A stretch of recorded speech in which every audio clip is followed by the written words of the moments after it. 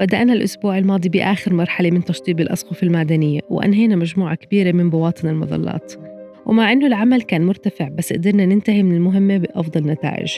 ومع إضافة عنصر جديد للعيلة حسينا بمسؤولية وطاقة جديدة مختلفة، وكأنه بينشر عدوى سعادة للي بيشوفه. وهالأسبوع صار وقت نبدأ مرحلة جديدة بنستناها ومتحمسين لها من زمان، ورح تسمح لنا نجرب الأسلوب الياباني القديم في البناء ومعالجة الخشب اللي رح يخلي شكل البيت الخارجي يتغير تماماً وسط هدوء الغابة وجمالها. وبالمناسبة، تتذكروا شو كنا نشتغل السنة الماضية مثل هالوقت؟ شاركونا ذكرياتكم وأفكاركم.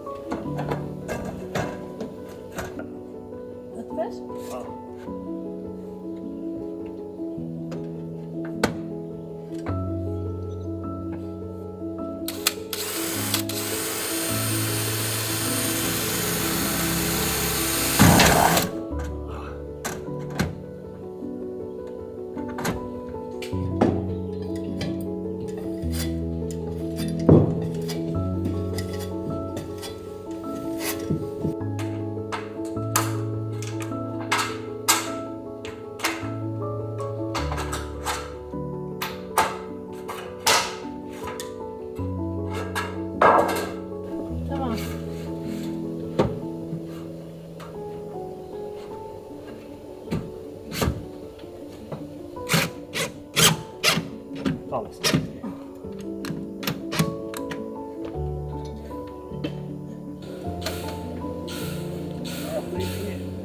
لا كمان كمان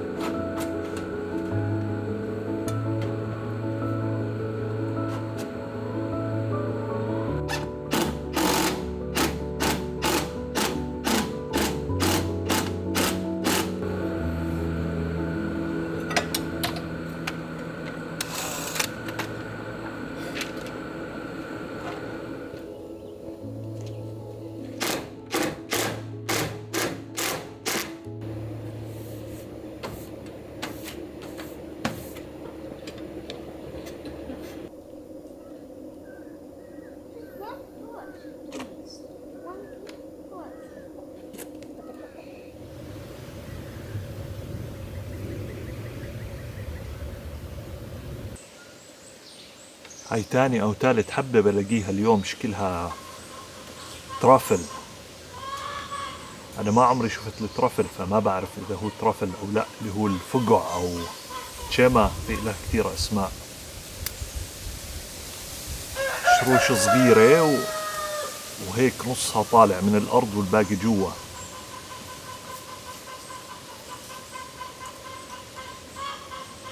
ما بعرف هل هي ترافل ولا إشي تاني. هي نوع من الماشروم فطر، بس مش متأكد.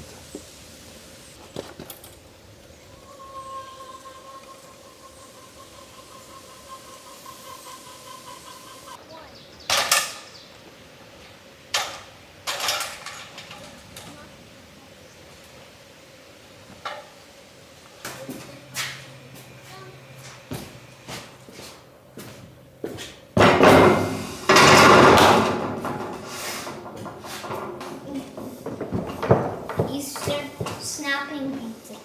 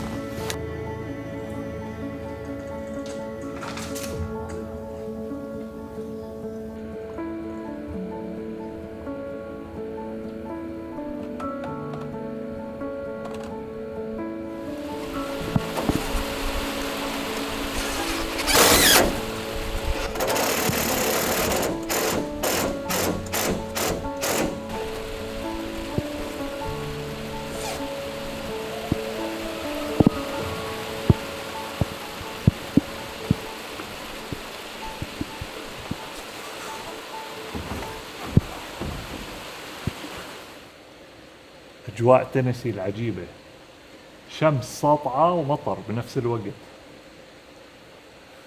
عندنا نقص بالفيشيا للمعلومات، عندنا نقص منيح، ما بعرف ليش هيك طالع. بعدني عم بتأكد إذا ماخدين الأوردر ومش باعتينه ولا مش ماخدينه. بدهم يبعتوا لي الفواتير، بس وصيت بدالهم. فهلا تعطلنا بالشغل بالتشطيب السقف. الاشي الوحيد المتوفر عندي الان هو الريدج كاب تبعت السقف العالي، بس بعد تجربة تركيب الريدج كاب تبعت هذا السقف ما راح تكون سهلة اني اتشعبط اطلع فوق اقعد واركبها، الا اذا في لها ترك معينة بدي اطلع على الموضوع.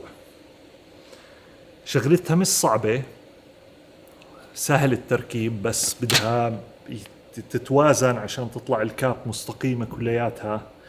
هدول الانكلوجرز لازم ينحطوا بأماكن معينة عشان يكبس عليهم هذا الريدج كاب. وفي حال بدي أعمل تجربة ما راح أعملها بهيك جو، يعني اليوم ما كانش الجو أحسن جو إني أركب الريدج كاب أو أشتغل على السقف فوق، حامي رطوبة والحديد هذا اللي فوق نار.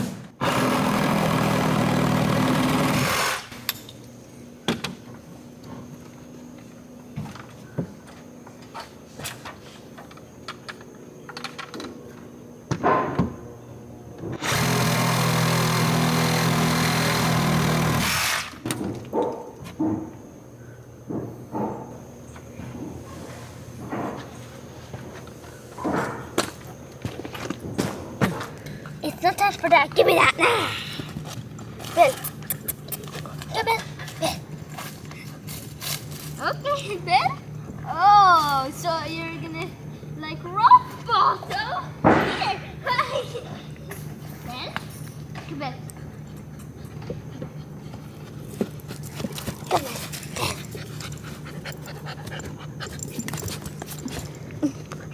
It's so high. You got it! Now, Bill. Okay. Bill? Bill.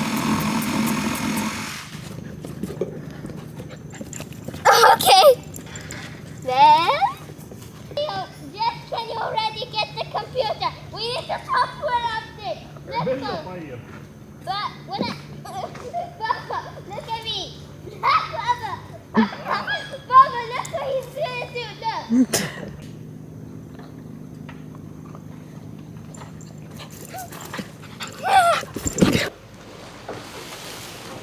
يلا عليك الخشب الثاني.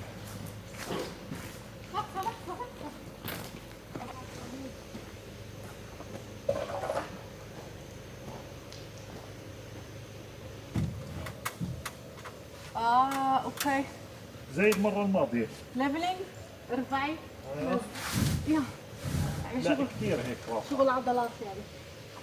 أعطيني شوي عندي. اوكي.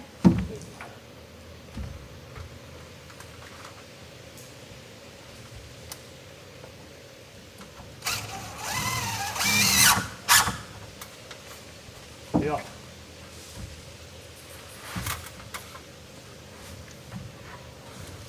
ايوه كمان شوي. هاي آخر خشبة. اخر برغي.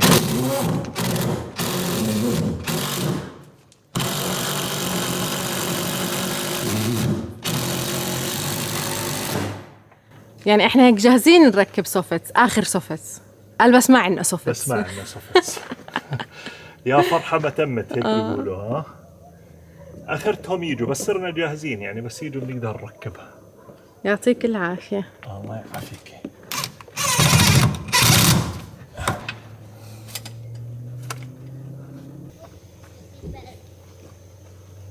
How about we make a fire?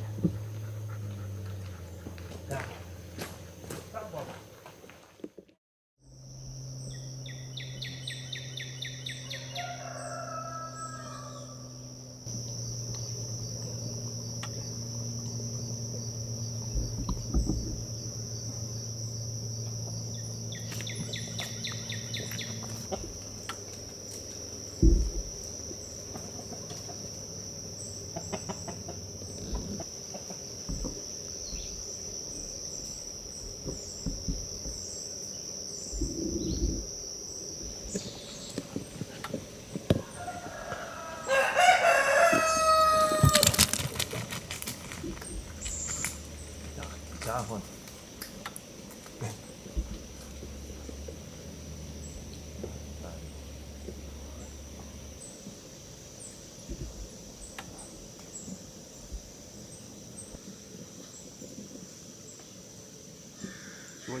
شوي بلطف.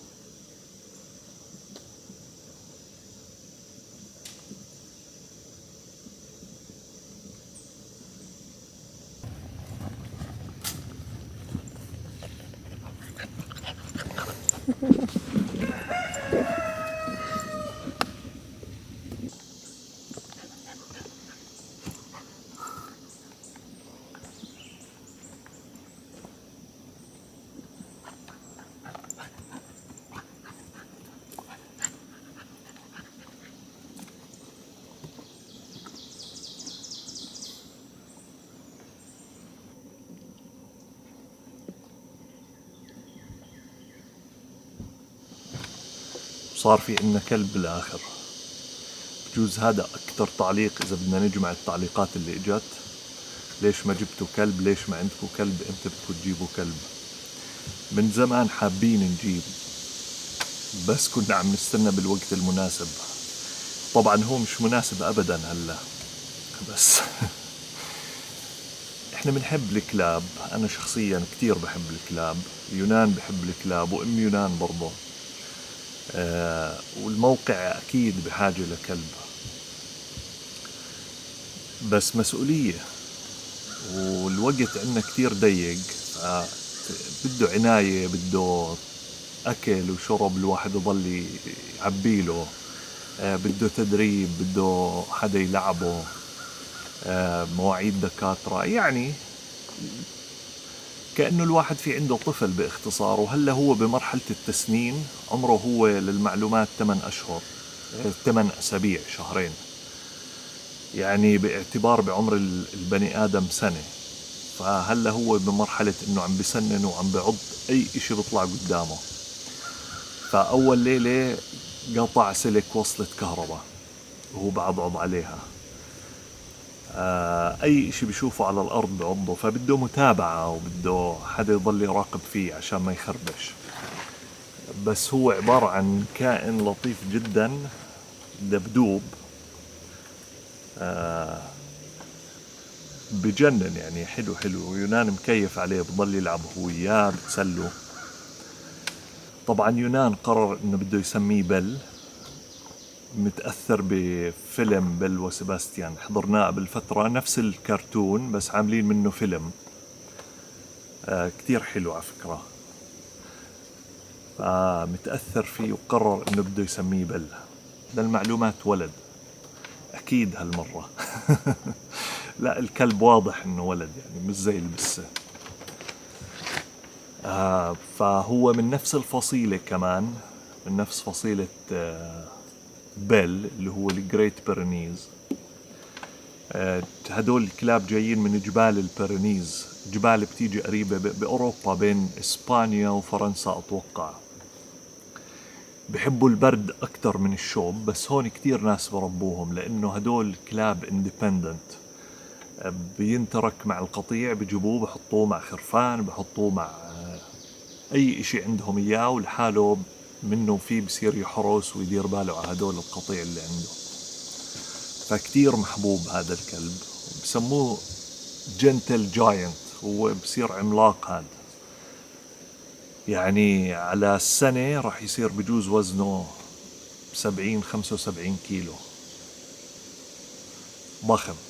واحنا هلا عم نخليه عنا بالار في جوا لانه لساته بيبي ما بنترك برا وبيشوب، فعشان جوا على الكونديشن عم بيكون مرتاح. يعني مبسوطين اكيد عليه كلياتنا. مافن مش كتير مبسوط عليه. اول يوم وصل مافن اختفت، ما شفناها. بالعادة بتضلها تفوت وتطلع على الار في، تاكل تطلع تنام شوي. اول يوم وصل اختفت، بس هلا شوي شوي بلشوا يتعودوا على بعض. هو بده يلحقها يلعب معاها، وهي شايفيته دفش شوي فعم تهرب منه، مش حابة تضلها قريب عليه. بس بدون شك هو اشي كان لابد منه.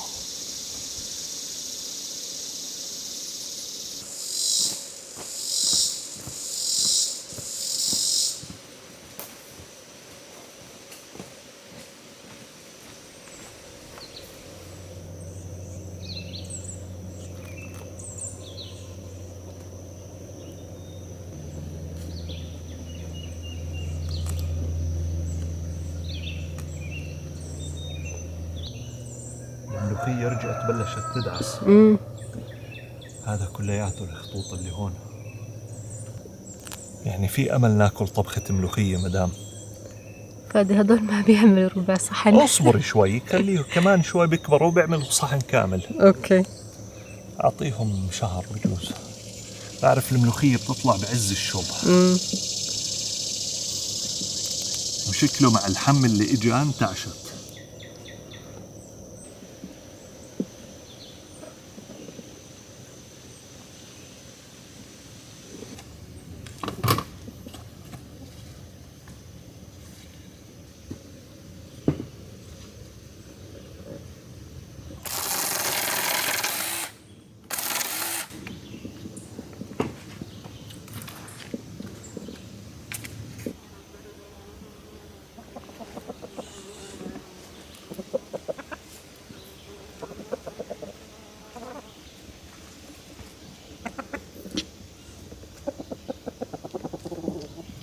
اوه وحدة سرقت فراولة.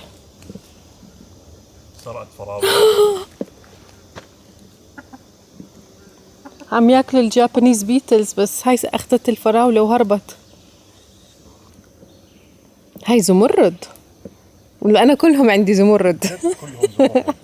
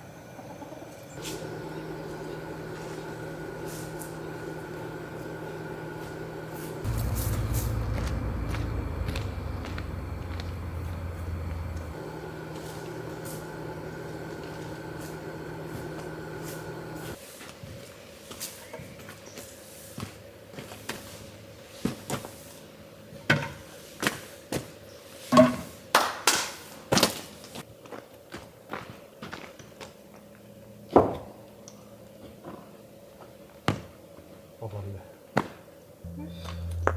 نسحبها شوي لهناك. احنا السنة الماضية زي هالمرة زي هذا الوقت كنا عم نشتغل كمان تحت الشمس وتحت المظلة، كنا عم نعمل عم نحفر مواسير. بالتصريف الصحي. تتذكر المظلة هاي كم من وحدة بدلناها لما تخرب بالعاصفة ونجيب وحدة ثانية؟ الشمسية. يلا ارفعي. وين بدك توديهم؟ شوي لهناك بس.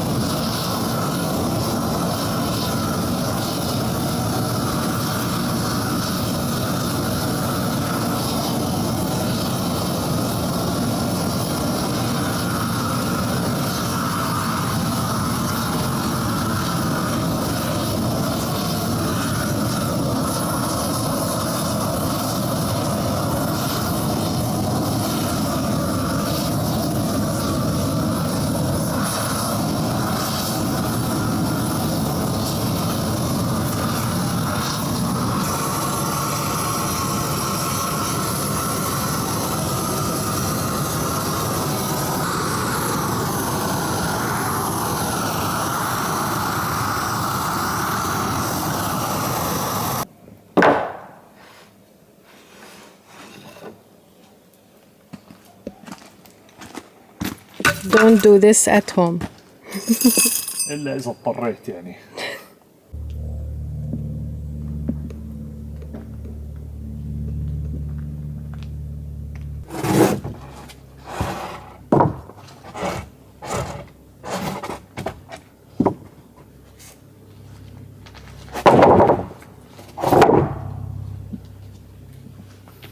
اللون طالع روعة كتير حلو. التعريقة تبعت الخشب كتير أحلى مع الحرق كيف بتبين، مع التوشيحات تبعت السومل معطيتها إشي حلو جدا، يعني طبيعية كتير. وافق. فأنا سعيد بالنتائج. وأنا سعيدة كمان. بس أنا مش سعيد بالجو مع الحرارة. إحنا ولعناها بزيادة. لازم نحط المروحة هلا وإحنا بنشتغل. هذا الأسبوع المهمة عنا مختلفة وممتعة. بدأنا نجهز ونعالج الأخشاب اللي رح يركبهم للجدران الخارجية. عم نستخدم طريقة يابانية اسمها شو سوغيبان، هي طريقة كتير قديمة عمرها فوق 100 سنة. نحرق طبقة بسيطة من الخشب فبيتحول الخشب لمقاوم للعوامل الجوية، المي والرطوبة وملح البحر. بصير كمان طارد للحشرات خصوصا حشرات الخشب، وهو كمان بصير مقاوم للحريق. فكثير فوائد، كثير طريقة طبيعية وفيها استدامة، وبتحول نسيج الخشب التكستشر تبعه بصير كمان كثير حلو. فأنا وفادي بنحب كل شيء يكون أقرب للطبيعة، كثير متحمسين لهذا الشغل. إن شاء الله أول ما نخلص مجموعة رح نبلش نركبهم على الحيطان، والبيت شو بصير في له شكل جديد، رح يختلف كليا الشكل. أنا كثير متحمسة لأشوف البيت بشكل تاني، خصوصا لما تتغطى كل الحيطان الخارجية.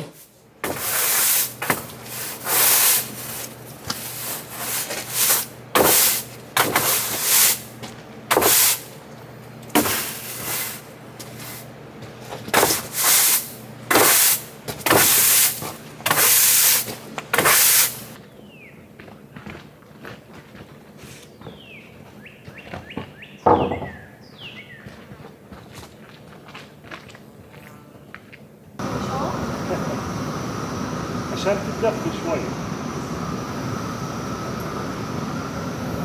واخذة مي صار شو؟ أنا خايف.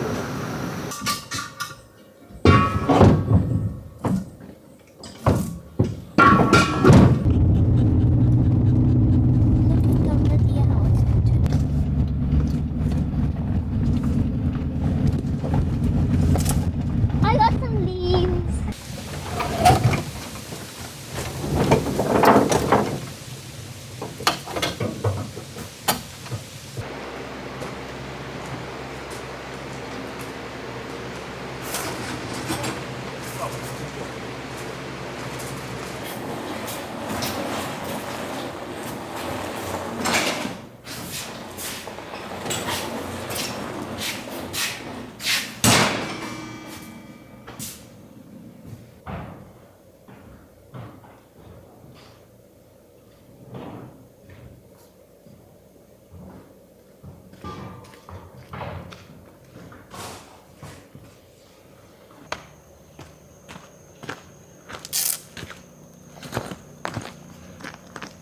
أخذت تيبل سو من عند شخص عزيز علي، حضر آخر فيديو شافني عم بطلع على تيبل سو، فبعت لي بحكي لي عندي وحدة وما بستخدمها، تعال خدها. بدنا نشتغل عليها، بدنا نقصقص هذا الخشب، في جزء منه راح يكون على نفس العرض تبعه، في جزء منه بده يتقصقص عشان ينعمل منه شرحات الرفيعة. فراح نكون عم نشتغل على التيبل سو، منقص بنحرق، وبدي أبلش أجهز عشان نبلش نركب. بدنا نبلش بالواجهة هديك.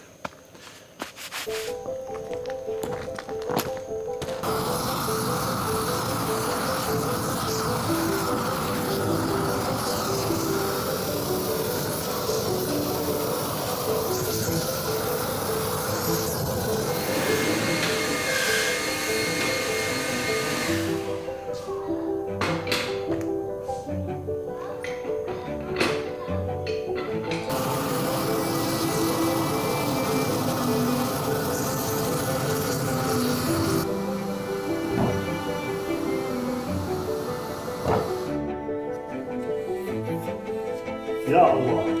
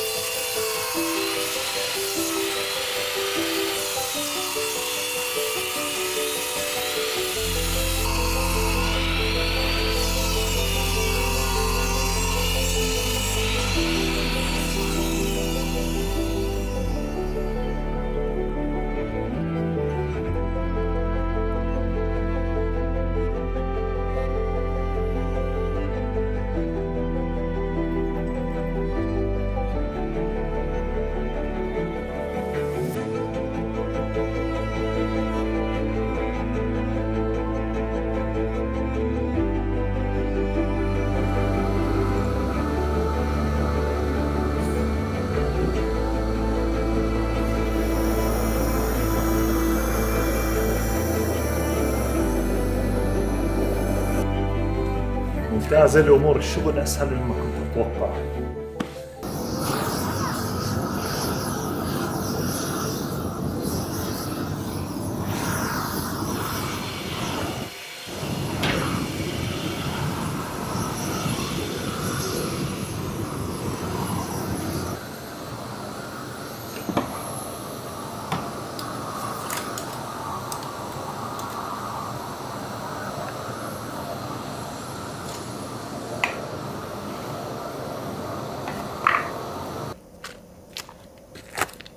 No layering big. No single layer. I want to see at the end of this if 1,000 layers under the burns. نايس. I want to assemble all these buttons out.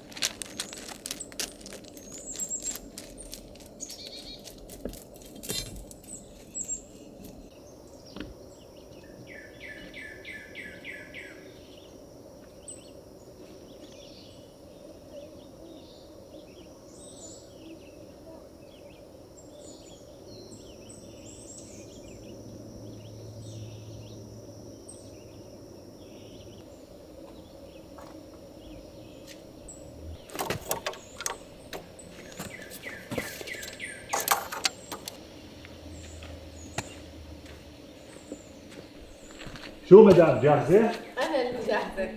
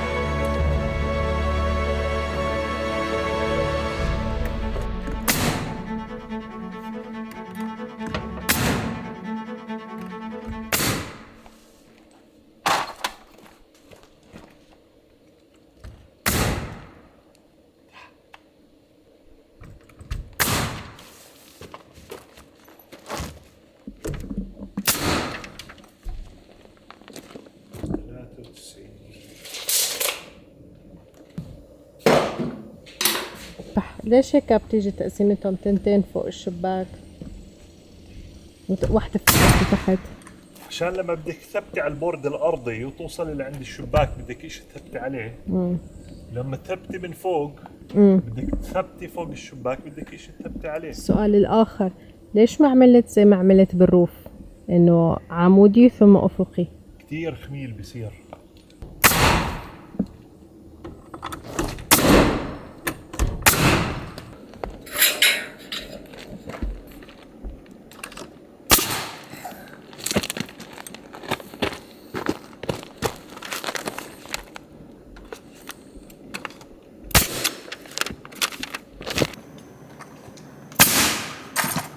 يعني هذا بنعتبره خط الدفاع الثاني ضد الترمايتس اللي هو أو النمل الأبيض، صح؟ في منه، هذا الفكرة منه إنه فيه زاوية بتيجي بتتني جوا زي حرف الزد. بتتني جوا، فهي بتحمي الخشب الخارجي. أوكي. عشان إذا نزل مي طرطشت ما تطلع فوق تضرب بالخشب. تاني إشي الترمايتس إذا إجوا رح يلاقوا إيش؟ حديد. فمش رح يعجبهم الموضوع بروحه. هذا بس بدنا خط السفلي اللي بده يركب عليه السايدنج، وبنصير جاهزين نبلش تركيب شو؟ السايدنج.